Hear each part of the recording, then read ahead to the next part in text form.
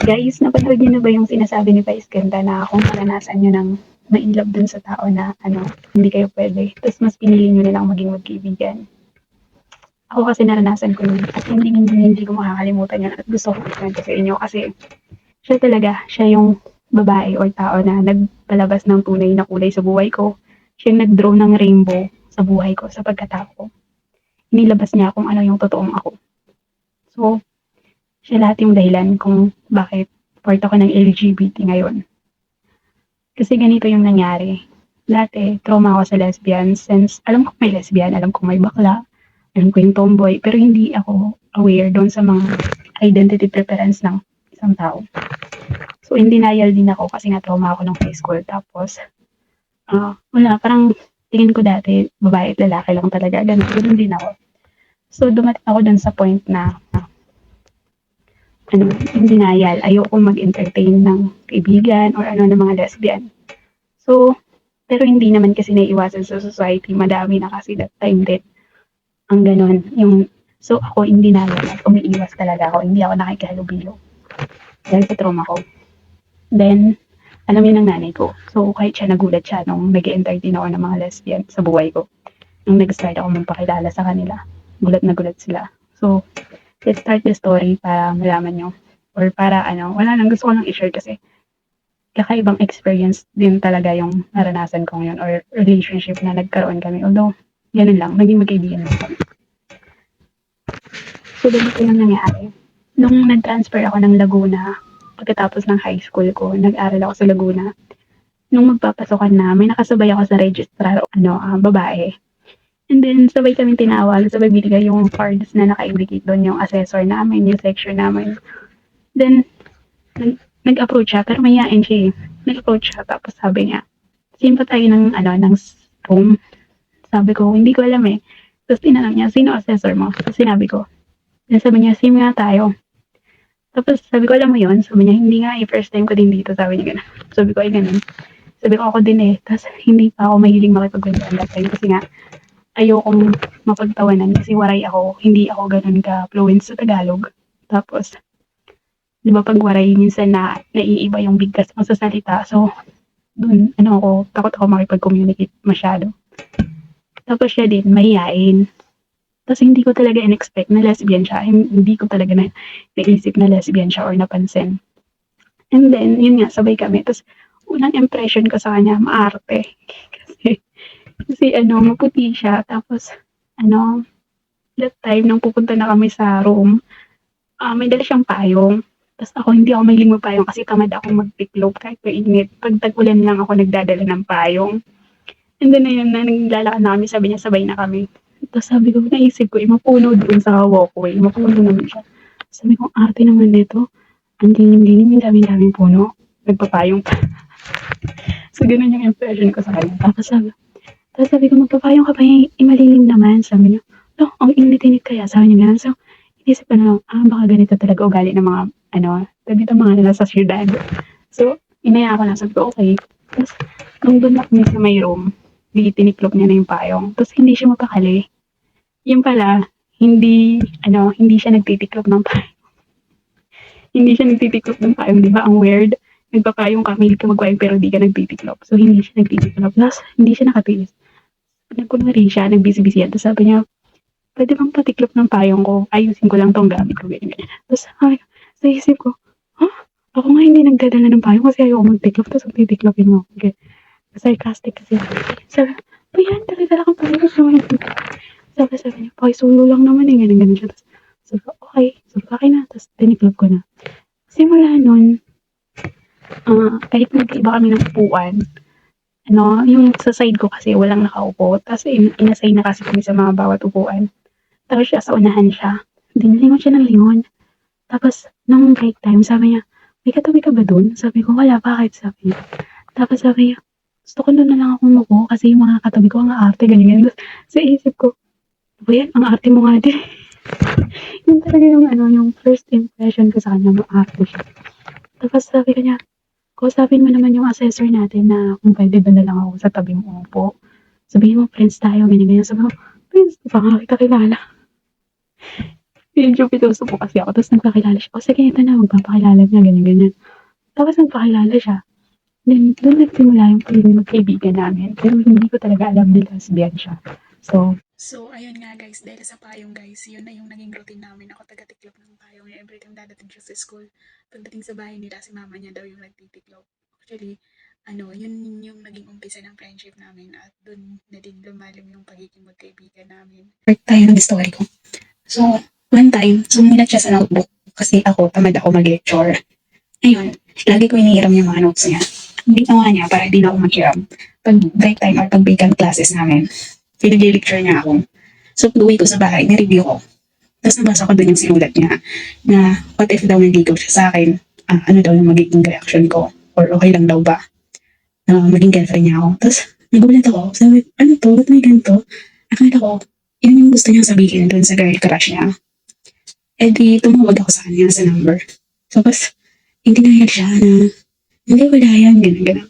So, inisip ko na lang, baka nga yun yung gusto niya sabihin doon sa girl. Tapos pagpasok ko, kinausap ko siya, like, in-advise ko, gano'n. But sabi ko, bakit gusto mong ligawan? Sabi ko, tomboy ka ba? tapos sabi niya, ang sagot niya sa akin, hindi ba obvious? Sabi niya gano'n. Tapos kasi na-shock talaga ako. Tapos sabi ko, ha? Parang hindi naman halata, gano'n. Sabi niya, grabe ka, ang dami naman nakakalata. Tapos ikaw lagi kong kasama, hindi mo nakakalata.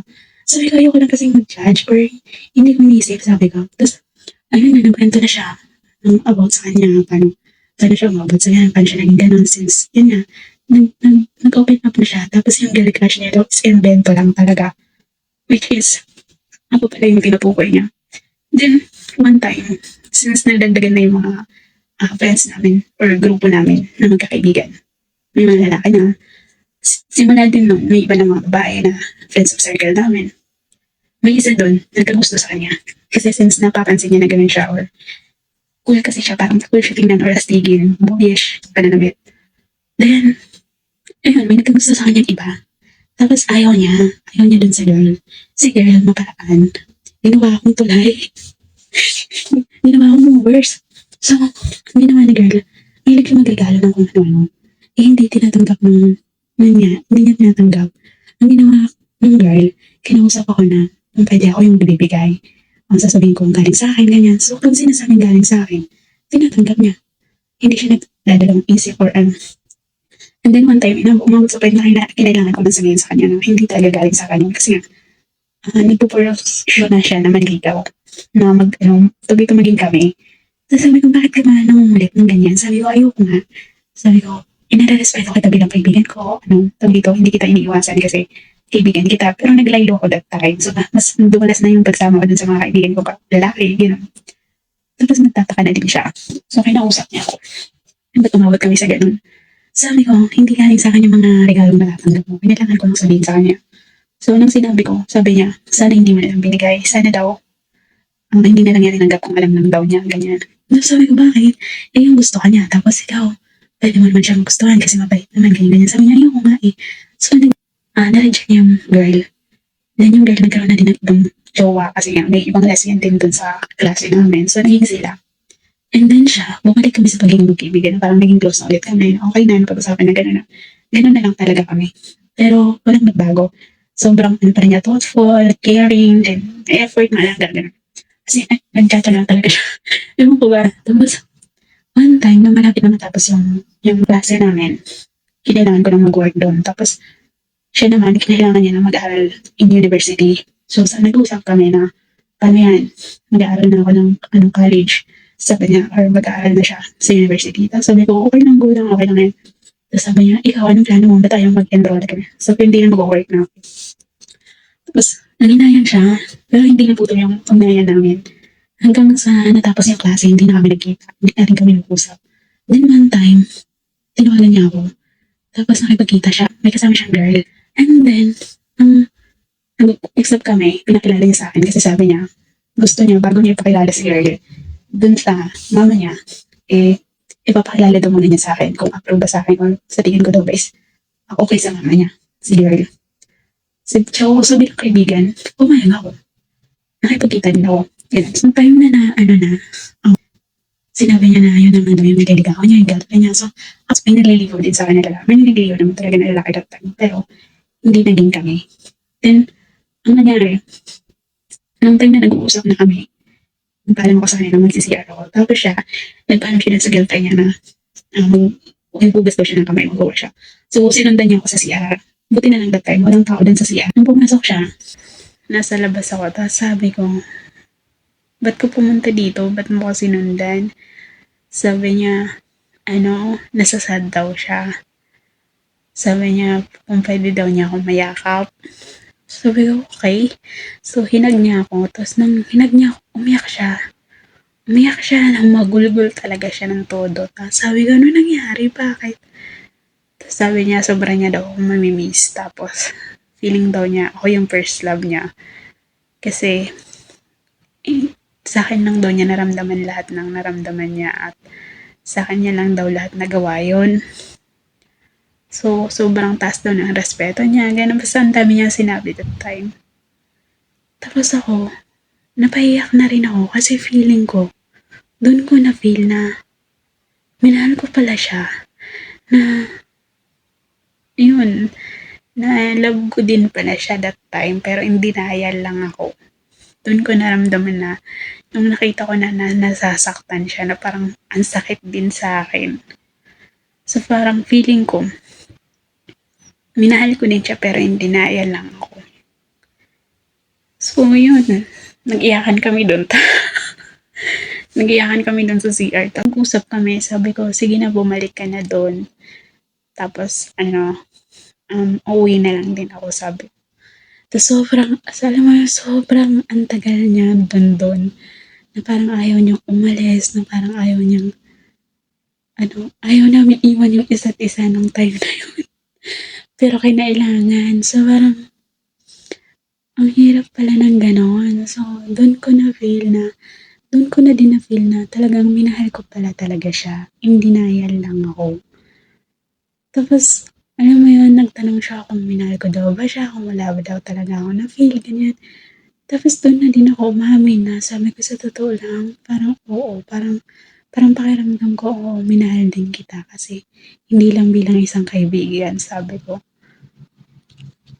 So, yun guys, simula nun, hindi na kami nagkita, hindi na rin, wala na kaming communication.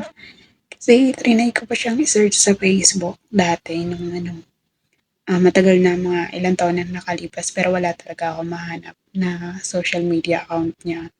Siguro mayroon baka iba lang yung pangalan, ganun. So, yun talaga yung last namin na pagkikita tapos yun na din yung last na usap namin. Tapos, ayun, sobrang hindi ko lang siya makalimutan kasi simula din nun, doon na nag-umpisang hindi na ako nag-entertain masyado ng lalaki. Simula din nun, nag-try na ako mag-entertain ng, lesbian, ng babae, same gender, ganun. So, siya talaga, siya yung nag-introduce sa akin sa totoong pagkatao ko, sa totoong kulay sa buhay ko. Kaya hindi ko siya makakalimutan. Yan lang.